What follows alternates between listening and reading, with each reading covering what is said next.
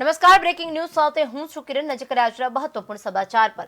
તો વડોદરામાં ડીપીઓ કચેરીમાં તપાસ હાથ ધરવામાં આવી છે. સર્ચ ઓપરેશન હાથ ધરાયું છે. નિવાસ સ્થાને પર સર્ચ ઓપરેશન. સીબીઆઈ અને એસીબીએ સર્ચ ઓપરેશન હાથ ધર્યું. ડીપીઓ સહિત 4 અધિકારીઓની ઓફિસમાં તપાસ. તો મોડી રાત સુધી સર્ચ કરવામાં આવશે.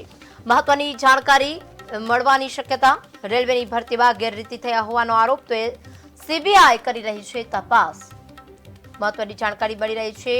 ડીપીઓ કચેરી અને નિવાસસ્થાને સર્ચ ઓપરેશન હાથ ધરવામાં આવી રહ્યું છે. મહત્વની જાણકારી મળવાની પણ શક્યતા સેવાઈ રહી છે. રેલવેની ભરતીમાં ગેરરીતિ થયા હોવાના આરોપ છે, જેના કારણે તપાસ થઈ રહી છે. સીબીઆઈ કરી રહી છે તપાસ.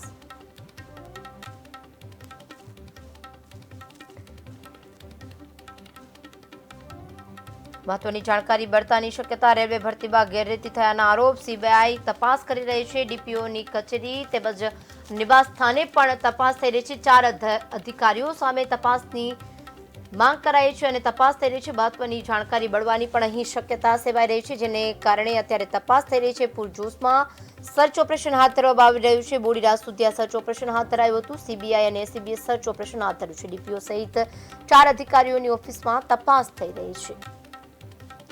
મોડી રાત સુધી આ સર્ચ કરવામાં આવ્યું હતું. મહત્વની જાણકારી પણ મળે તેવી શક્યતા અહીં સેવાઈ રહી છે.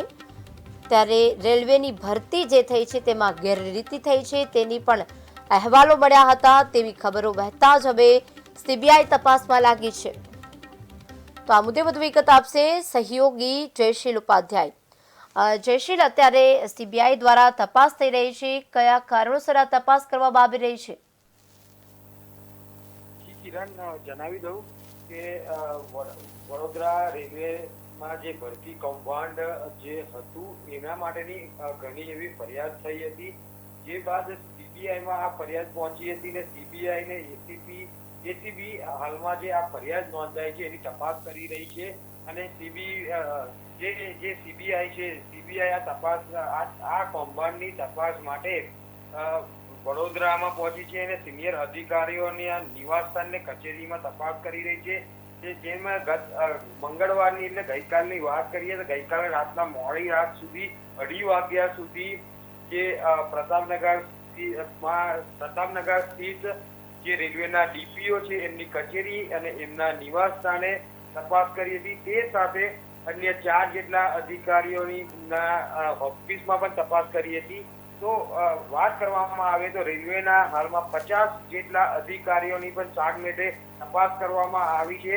અને હાલમાં જે આ તપાસ છે એ તપાસમાં શું બહાર આવે છે અને એ બાદ જ આ કૌભાંડ આચરવામાં આવ્યું હતું કે નહોતું તેનો પણ ઘટસ્ફોટ થશે.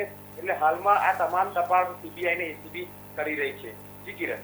જયશીલ, રેલવેની ભરતીમાં ગેરરીતિ થયા હોવાના આક્ષેપ કરવામાં આવી રહ્યા છે. એટલે કે રેલવેની ભરતી જે થઈ ગઈ છે તેના પર આક્ષેપ કરવામાં આવ્યા છે. તેમાં કઈ રીતની ગેરરીતિ થયો હોવાની આશંકા વ્યક્ત કરવામાં આવી છે? પરીક્ષામાં કે પછી ભરતી થઈ ગયા છે તેની ઓર્ડરમાં કઈ રીતની ગેરરીતિ થયા હોવાની કોઈ પણ માહિતી મળી રહી છે? શું વિગતો સામે આવી છે?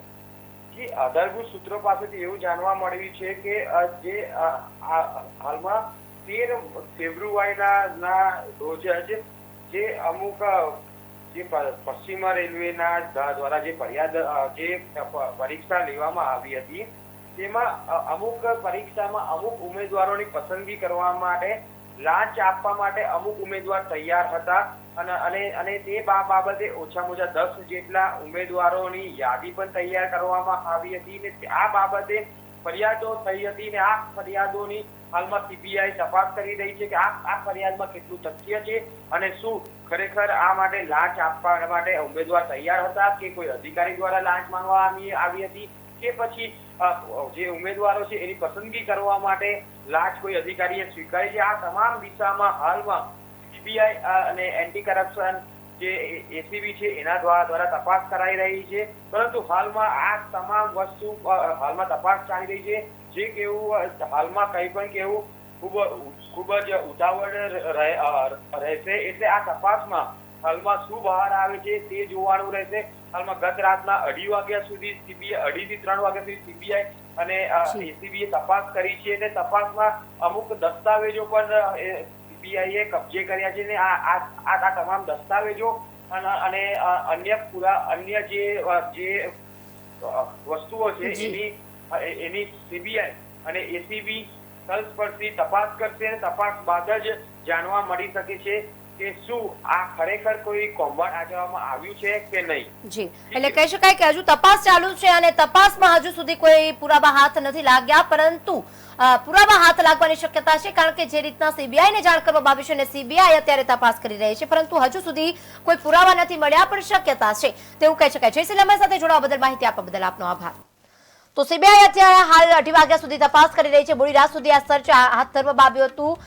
કેટલીક ગેરરીતિ થઈ હોય તેવી જાણકારી મળી હતી અને સીબીઆઈ ઊંડાણપૂર્વક તપાસ કરી રહી છે. કોઈ પણ સાથે અન્યાય ન થાય તેના માટે ખાસ ડીપીઓ કચેરીના 4 અધિકારીઓ પણ કાર્યવાહી કરવામાં આવી રહી છે. ત્યારે આગળ કાર્યવાહી બાદ જ સાચું તથ્ય જાણી શકાશે.